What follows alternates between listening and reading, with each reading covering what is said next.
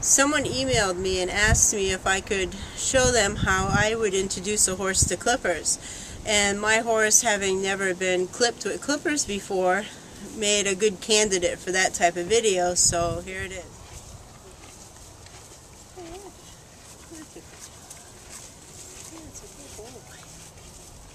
I'm going to show you today how I would introduce a horse to clippers. I never clipped this horse with a pair of clippers. The only thing I clip on him is his bridle path, and I do that with a pair of scissors. There are a couple prerequisites before I would even think about introducing the clippers.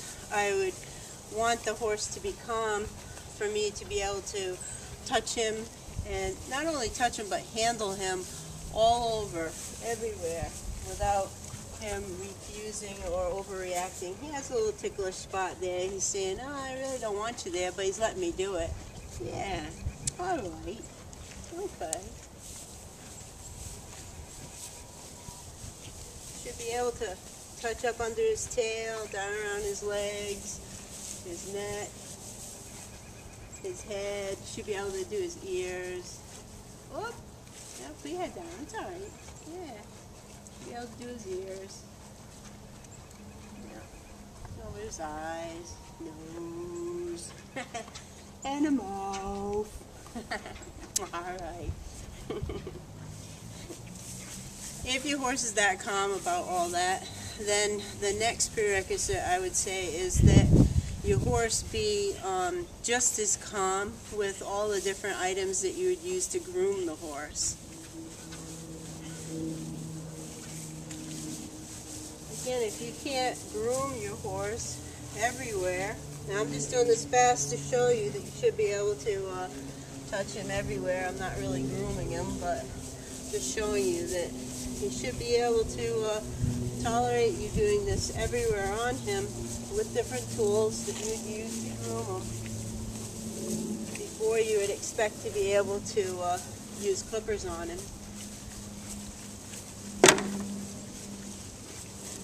Hey, old baby. Should be able to comb his forelock, his mane. Should be able to really mess around his ears quite a bit.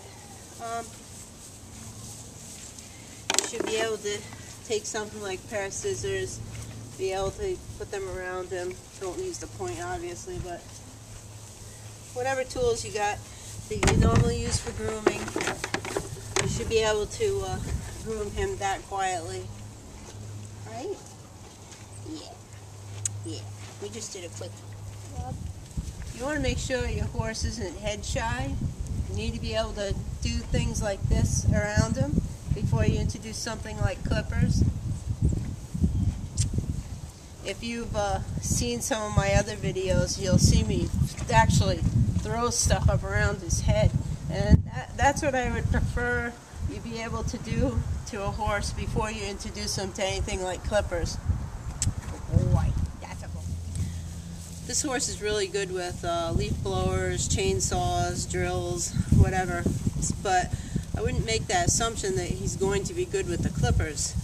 None of those items are specifically used on him like a pair of clippers, but the only way we'll find out is to try him out on him. What I'm going to do is I'm going to use a technique that I was taught when I was a little kid to draw the horse's attention to the clippers. Rather than bringing the clippers to the horse, we bring the horse to the clippers.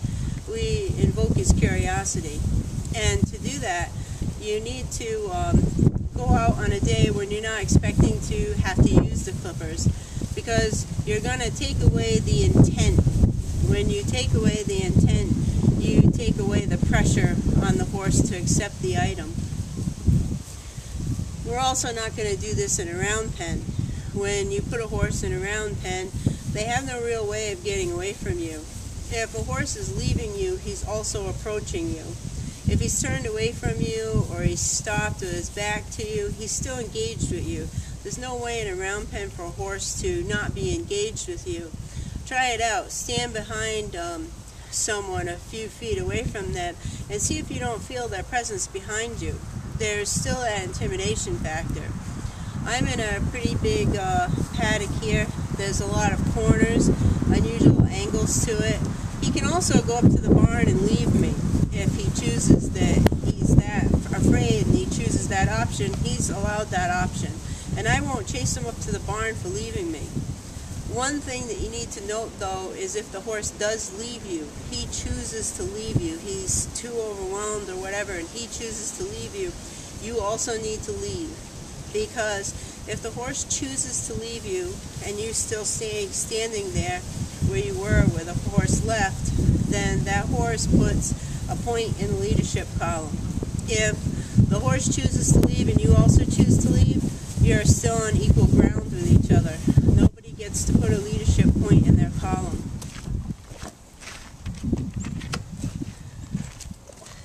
Now I'm going to mess around with this, get his attention. Oh, here he comes already. I'm just going to ignore him, mess around with the stuff, let him see that I can play around with it.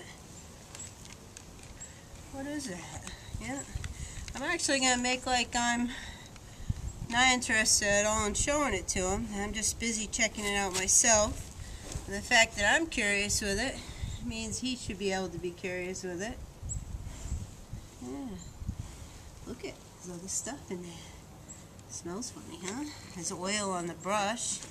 Yeah, well, let's not play with it, see? He says, I'm cool with that.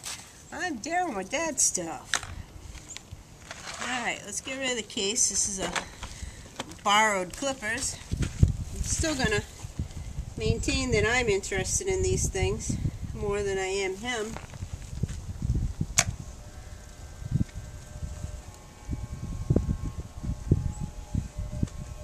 Wow, look at that. I can do that.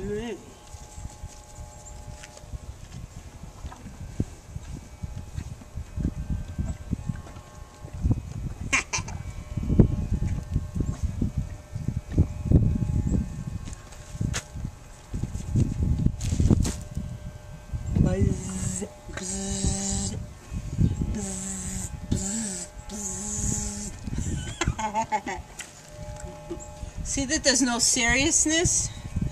There's no intent to use them on him, and you should make sure that you're not intending on using them the day that you're doing this, because you can't really fake the idea that you're not going to use them on him. But if you're not intending to use them on him, you don't have that internal pressure that you need to use them on him, and he won't sense that. Right now he senses that I'm just playing around with this thing that buzzes.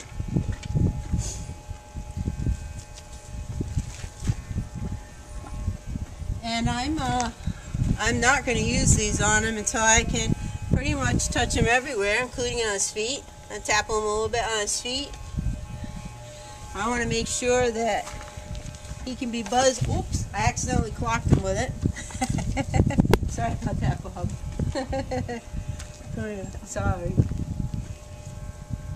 I want to make sure you can touch him everywhere with it. Put your head down. Can we touch your ear?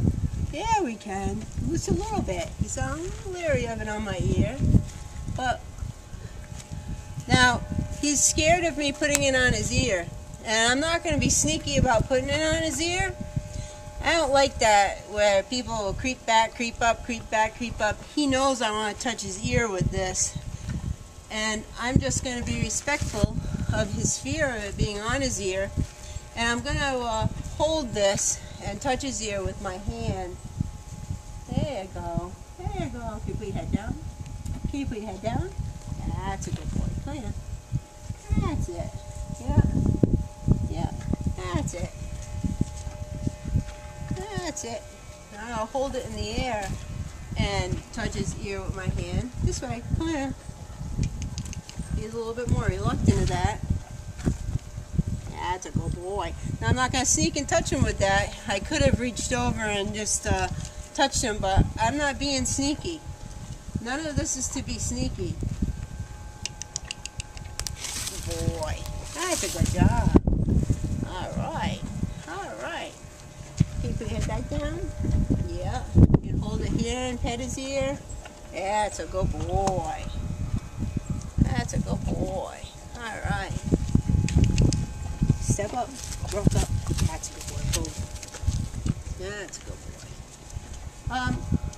Giving him food like I'm giving him hay stretcher pellets, and having him chewing is a calming thing. And he's not getting any more hay stretcher pellets than he normally would get if I were putting him in the bucket. I'm just feeding him by hand, and it's just to help him calm down a little bit. See, now I can reach up and get really pretty close to his ear, but he's still got his head high in the air. Ooh. He says, I feel the vibration. He said, I feel the vibration. Yeah. Can you put your head down? That's a good boy. This is where it comes in handy to have the head down cue already in place. So when he has a high head, you can just say, put your head down, and he puts his head down. A head down low is a calmer position than up high. Sometimes it can trigger a response for him to calm down about something. Sometimes they don't even think about having their head up high. You'll see he has his head up high a few minutes ago, and when I said put the head down, it was almost like it clicked on. Oh, okay, I can put my head down. He was kind of like in a trance. If your horse is really nervous about this, move their feet around, because moving a horse's feet will disengage stress also. They hold tension in their legs because they're set and ready to flee. You can see by the position of his legs that he's not really intent on going anywhere.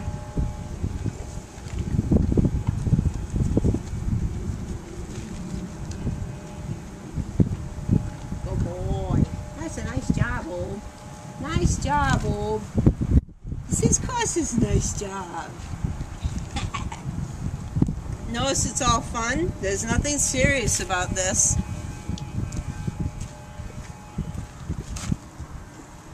See, so let me touch his ears. Put your head down. That's a good boy. Good job. It's a little windy today.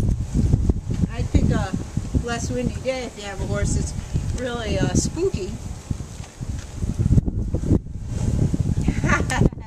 He just blew through his nose. I don't know if you can hear that, but that's a sign of a release of stress. That's a good boy. Yeah. Now what I'm working on right now, I'm going to withdraw because he withdrew. Yeah, that's a good boy.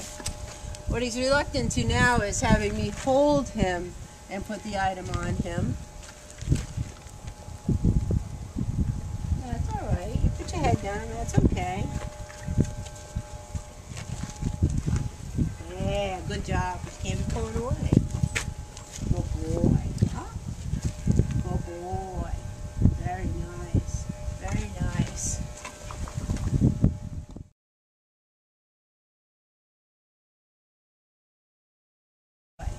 Very nice. Very nice. I like to work with the horse free like this so that I'm sure that he's accepting of what's going on and that I'm not over pressuring him with cross ties or lead ropes or whatever. But I'm working up to being able to hold him. I am holding his neck in place. That's a good boy. That's a good boy. He says, don't step on your own cord. Some of his leeriness right here is the cord going near his eye, which you really can't begrudge him that. I don't think I'd want the cord near my eye either.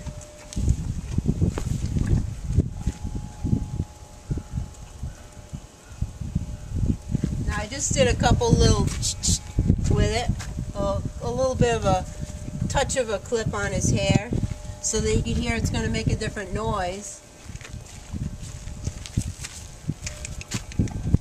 That's a good boy. Walk back up here. That's good. Alright. Alright. Alright.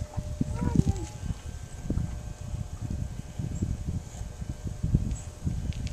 He says, that makes a weird noise.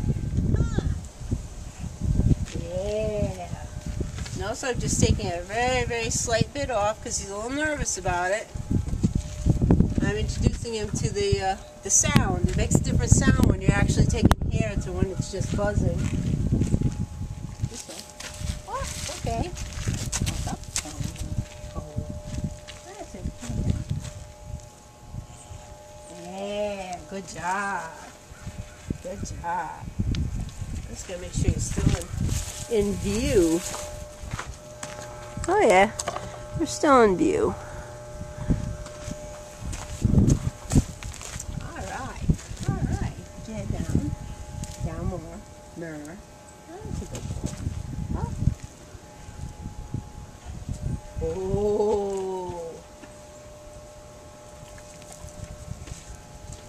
That's a good job. Put your head down.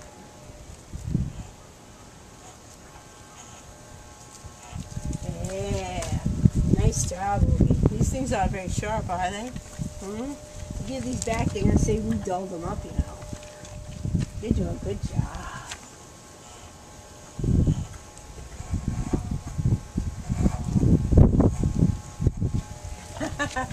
Notice that he's getting the hay stretcher pellets whether he does exactly what I want or not. Because I'm not doing clicker training and I'm not really doing food reward training as it's normally done. I'm giving him the hay stretcher pellets as long as he's cooperating with me, as long as I'm seeing an improvement, as long as I'm seeing him try, he'll continue to get the hay stretcher pellets. Notice also that I don't force him to hold his head still. I allow him to pull his head away from me. I try to encourage him more and more to hold his head still longer and longer, but I allow him to pull it away. That's because I don't want him to internalize the emotions. I don't want him to force him to stand still and have him be internalizing the tension. I want him to let loose with that tension, and I want him to learn to hold his head still longer and longer on his own. It requires patience and time on your part, but it's well worth it if you can hold out. Feel free to talk to your horse and offer lots of encouragement to your horse and lots of praise. In a situation like this, you're talking to the horse, shows the horse how calm you are. It also shows how casual you are about what's going on, and adds a little bit of a playful nature to it and takes away from the seriousness that you sometimes see when people are clipping a horse. Yeah, see, we're getting here. We're getting here. That's a good boy. Very nice. Very nice. See, he's getting the idea that even though it makes a little bit of a noise, it's very good. There you go. That's good. That's good. That's a good job. Very nice. Very, very nice. Good job.